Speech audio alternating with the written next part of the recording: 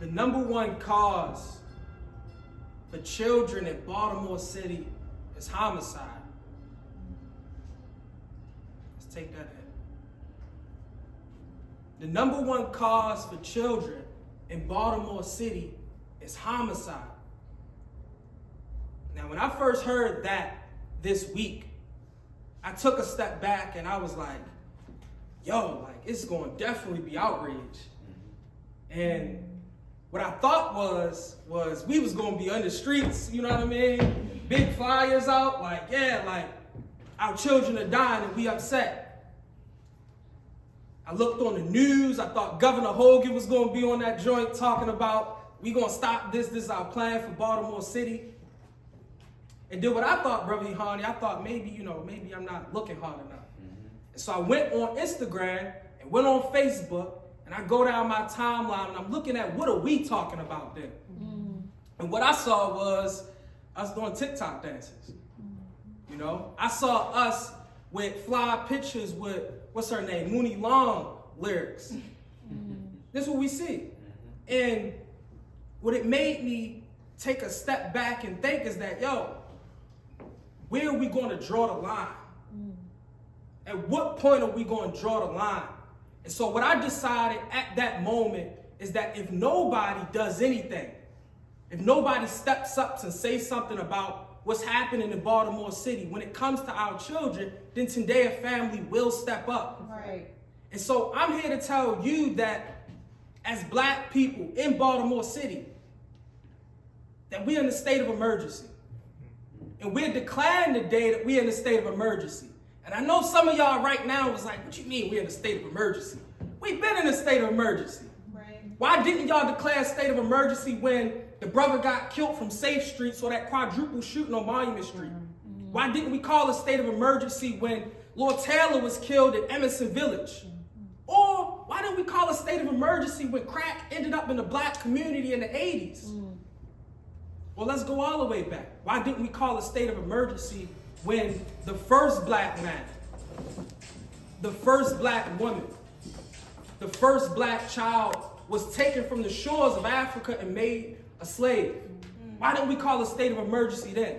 And I would tell those of us in here that's thinking that we did call a state of emergency. And we have called a state of emergency. And ancestors have came before us and paved the way so that we can sit in this room and have this conversation about a state of emergency today. The issue is that every generation has to step up and take responsibility for the battle that they have in this fight. Thanks. And the problem with us today in 2022, though we have been through all that we've been through, unlike our generation, we so comfortable in our state of emergency. Right. So we all know that the house is burning. We all know it's an emergency situation. We see the flames, but we believe in Baltimore City 2022 today, we believe that there's nothing we can do. Ain't no escape. We can't get out of this situation. Don't even try.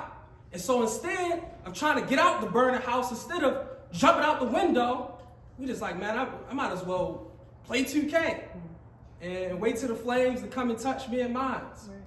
And that's where we at today. We've lost ourselves. We've lost ourselves. We lost our faith. We lost our belief. We lost who we are.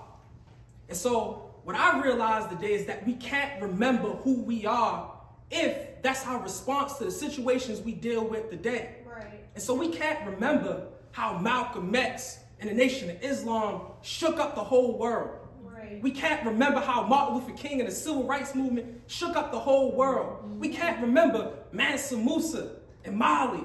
We can't remember Timbuktu. We can't remember ancient Ghana. We can't remember Songhai. We can't remember Hannibal and Carthage, how to get the world afraid of those elephants. Right. We can't, in our right minds, really remember that. We may talk about it.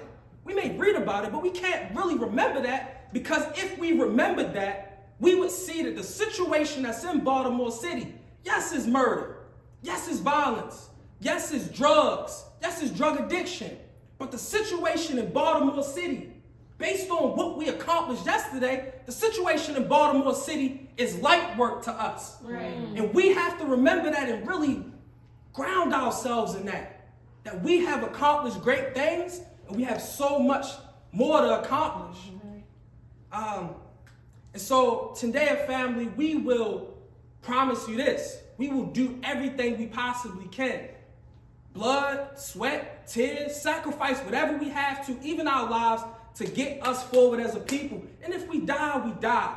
And it's not because we just have faith in something or we believe in something. We know something that maybe some people in here don't know. Maybe LBS knows something that some people don't know. That we are just the present day link in a long chain of a beautiful struggle. Right. And it's our honor to sacrifice ourselves in that struggle. Right. And it don't matter whether Baltimore City is actually changed within our lifetimes. Right. Every link in the chain must play their role. Right. And so us that's here today in 2022, because of the sacrifices of those people that came before us, we gotta play our role today. Right. And we are outside of our role because we're comfortable with our iPhones and we're comfortable with our 2K and we're just comfortable. Mm-hmm. And so we say, man, ain't nothing gonna change because we don't wanna take the responsibility of actually changing something. Right. And so as I leave so we can have this discussion, because this is a community discussion, I wanna leave y'all with this quote because I've been thinking about this ever since Martin Luther King Day, and I know we be hating on Martin Luther King, especially the conscious crowd, even though some of us haven't done the work that Martin Luther King did. Right. We haven't earned the right to critique him.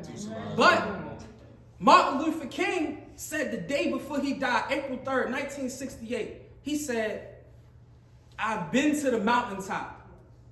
I've seen the promised land. And I may not get there with you, but I promise that we as a people will get to the promised land. And the question I have to ask you is, in 2022, Baltimore City, are we at the promised land yet? No, sir. Are we at the promised land yet? No, sir. And if we're not at the promised land yet, we have a duty to get us there.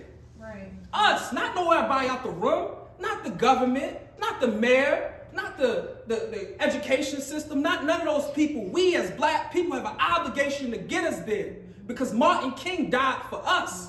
Malcolm X died for us. Fred Hampton died for us. We can talk about Jesus 2,000 years ago, but these people died for you yesterday. And so we have an obligation to them to continue their work so that we can get there. And not only do we have an obligation to them in the past, we have an obligation to the future generations, some of whom that are not even born yet, that we have to make Baltimore City the places where black people are at. No matter where we are at, we got to make those places the promised land. And I promise you that today, family, will continue to work and do everything we possibly can to get us there until black people are a solid family, a true community, and a noble nation. Thank you, family.